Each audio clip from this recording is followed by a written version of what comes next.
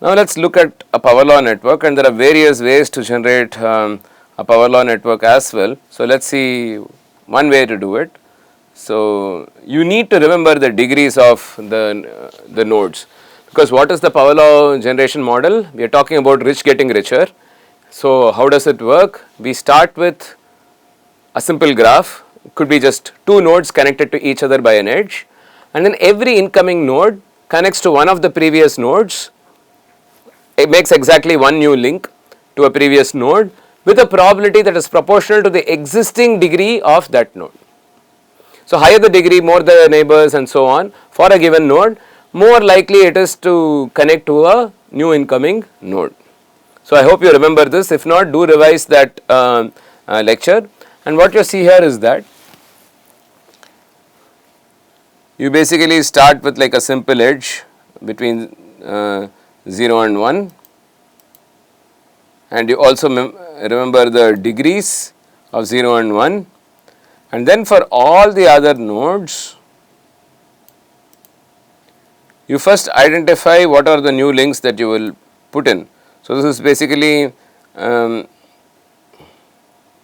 np.random.choice of one node from the rest of the nodes. So you make a new link where you pick one of the existing nodes, just one of the existing nodes, and with the probability that is proportional to this, right. And then you augment the degree of both nodes that you have connected and actually tell the adjacency list where you are storing this that a new link has been created. And then you build this edge list and create a graph from this edge list. So let's run this.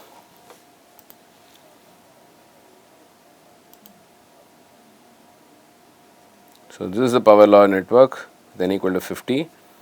In fact, you will see that there is no clustering in this network because every incoming node forms only one single edge. Let's plot the degree distribution, and you see a beautiful skew. And so these are the hubs with very high degrees, and here you have nodes that have very low degrees. Let's try to increase the size of this network. This code should be run quite fast.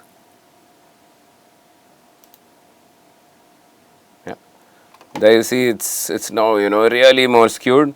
You see that there are still some nodes with the degree of 100 and so on, whereas majority of the nodes have very low degrees. So this is clearly a neat power law distribution that you can see from using a rich get richer / Barabasi Albert kind of approach. So with that, we have covered in the last few videos how to generate Rényi graphs, both NP and NM.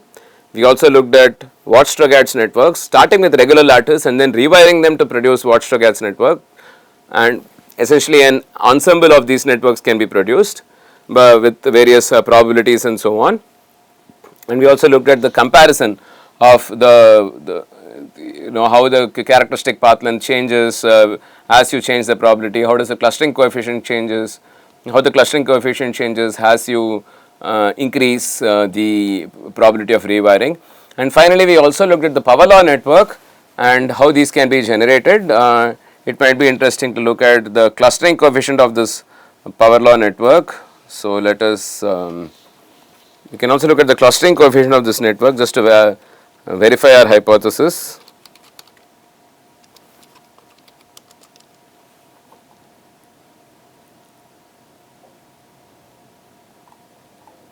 Yeah, so this is the clustering coefficient, nx dot clustering of G of PL, and there you see it's 0 for all the nodes. That's because you had no triangles.